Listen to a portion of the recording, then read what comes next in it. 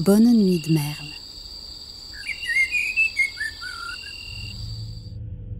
Bienvenue à toutes et tous, bienvenue aux noctambules, aux somnambules et à tous les amateurs de nuit de Merle. Ce soir, je vais partager avec vous une histoire personnelle qui m'a profondément marqué et qui m'a fait réfléchir sur la nature de notre esprit, de notre identité et de la réalité elle-même. Il y a quelque temps, ma grand-mère a traversé une période difficile.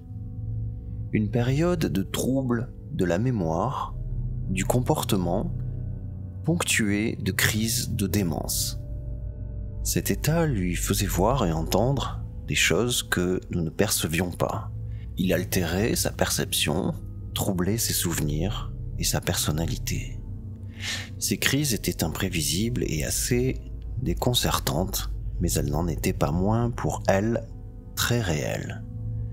Une figure en particulier revint souvent dans ses délires. Un homme qu'elle appelait Monsieur Parmentier. Je me souviens très clairement de la première fois où j'ai été témoin de l'une de ces crises. Nous étions assis dans le salon et ma grand-mère semblait soudain se raidir. Elle fixait un coin de la pièce avec un regard médusé et d'une intensité effrayante.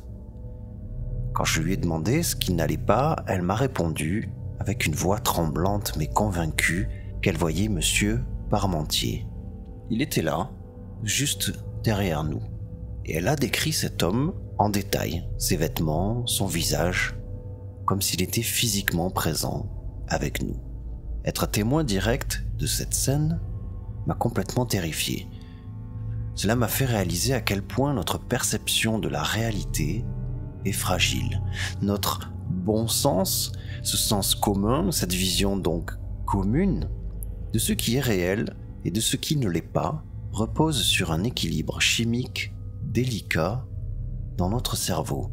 Un léger changement tout petit dans cette alchimie cognitive et tout peut basculer. La réalité elle-même devient malléable, les souvenirs se distordent, les visages familiers deviennent étrangers, et des figures comme Monsieur Parmentier peuvent alors s'inviter dans notre réalité. Cette expérience m'a conduit à une deuxième réflexion encore plus terrifiante. Notre caractère, notre personnalité, ce que nous appelons être soi-même, ne repose finalement que sur ce même mélange chimique, unique mais vulnérable dans notre cerveau. Cet équilibre s'est formé au fil de notre croissance, mais il est, en fin de compte, le résultat d'un hasard chimique que nous considérons pourtant comme acquis et immuable. Si la loterie chimique à la naissance m'avait donné un autre équilibre, un autre cocktail moléculaire, un tant soit peu différent, j'aurais inévitablement une autre personnalité, d'autres traits de caractère, pourtant dans ce même corps, convaincu évidemment d'être moi-même. Alors qu'est-ce que cela signifie pour notre conception de nous-mêmes ? Sommes-nous vraiment plus que la somme de ces réactions chimiques, volatiles et précaires ? Et si ces réactions changent, que reste-t-il de notre identité ? Serions-nous moins nous-mêmes ? Ma grand-mère est-elle moins ma grand-mère quand elle papote avec Monsieur Parmentier ? Tout cela nous rappelle la fragilité de l'intime conviction d'être ce que nous sommes et la complexité de ce que l'on appelle notre existence. Nous devons peut-être accepter que ce que nous percevons comme la réalité et notre propre identité ne sont que des petites constructions délicates et éphémères.